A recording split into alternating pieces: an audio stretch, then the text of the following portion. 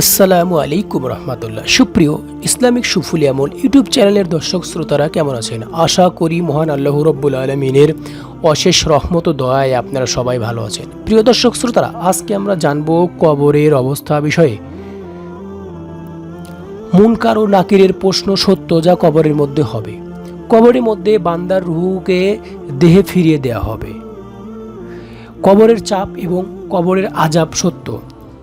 কাফিররাই সকলেই এ শাস্তি ভোগ করবে এবং আবার কোনো কোনো পাপী মুমিনতা ভোগ করবে। কোরআন ও হাদিসের আলোকে মৃত্যুর পরে কিয়ামতের আগে মধ্যবর্তী সময়ের অবস্থা সম্পর্কে আমরা জানতে পারি।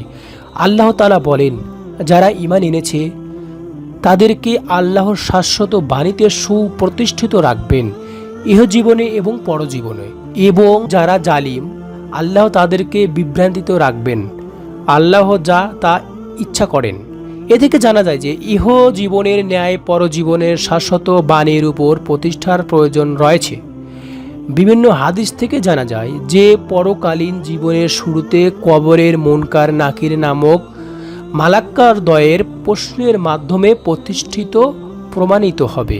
অন্য আয়াতে আল্লাহ তাআলা বলেন, যদি তুমি দেখতে যখন জালিমগণ মৃত্যু যন্ত্রণায় থাকবে এবং মালাকগণ হাত বাড়িয়ে বলবে, তোমাদের প্রাণ বের করো, তোমরা আল্লাহ সম্বন্ধে অন্যায় বলতে ও তার নির্দেশন সম্বন্ধে অযত্ব প্রকাশ করতে, সেজন্য আজ তোমাদেরকে অবমাননাকারী শাস্তি প্রদান করা হবে। এ আয়াত থেকে মৃত্যুকালীন শাস্তি এবং মৃত্যুর পরেই সেদিনই সে শাস্তি প্রদান করা হবে তার বিষয়ে জানা যায়। অন্য আয়াতে আল্লাহ তাআলা বলেন, কঠিন শাস্তি পরিবেষ্টন করল ফিরাউনের গোষ্ঠীকে। সকাল সন্ধ্যায় তাদের উপস্থিত করা হয় আগুনের সামনে, এবং যেদিন কিয়ামত ঘটবে সেদিন বলা হবে, ফিরাউনের গোষ্ঠীকে প্রবেশ করা কঠিন শাস্তির মধ্যে। এ কথা স্পষ্টভাবে প্রমাণ করে যে কিয়ামতের পূর্বে কাফিরগণকে শাস্তি প্রদান করা হবে এবং সকাল সন্ধ্যায় আগুনের সামনে তাদের উপস্থিতি করা হবে। কিয়ামতের দিবসের বর্ণনা প্রসঙ্গে আল্লাহ তাআলা বলেন, সেদিন তাদের ষড়যন্ত্র কোনো কাজে আসবে না এবং তাদেরকে সাহায্যও করা হবে না। আর জালিমগণের জন্য রয়েছে এর পূর্বের বা নিম্নের শাস্তি, কিন্তু তাদের অধিকাংশই তারা জানে না। এ আয়াত কিয়ামতের পূর্বে শাস্তির কথা প্রমাণ করে।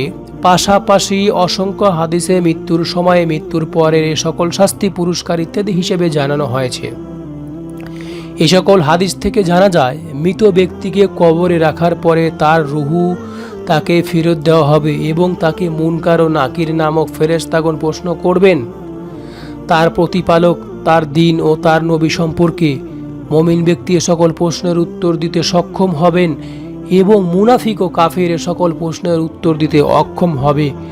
পাপী ও অবিশ্বাসকারীদের কবরে বিভিন্ন প্রকার শাস্তি ভোগ করতে হবে। তন্মধ্যে রয়েছে কবরের চাপ।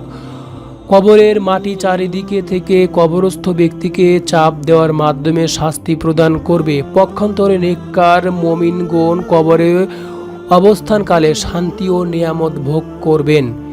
এ থেকে সুস্পষ্টভাবে বোঝা যাচ্ছে যে কবরের মাটির চাপ মৃত ব্যক্তিকে এমনভাবে দিবে যেন তার এক পাঁজরের হাড় অন্য পাঁজরের দিকে ঢুকে যাবে।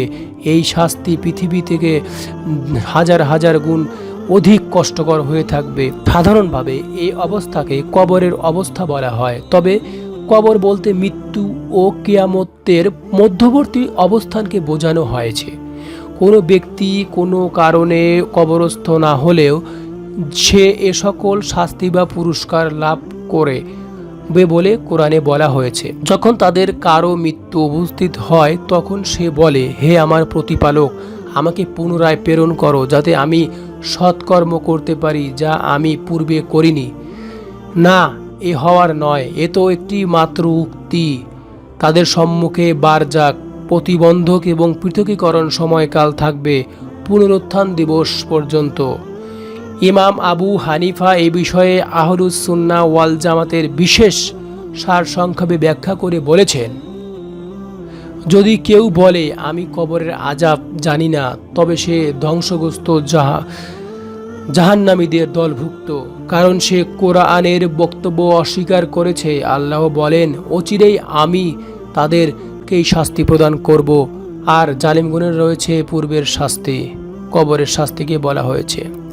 আল্লাহ তাআলা আমাদের তার এবং তার রাসূলের দেখানো পথ অনুযায়ী চলে কবরের আযাব থেকে হেফাজত করুক। সকলেই বলি আমিন।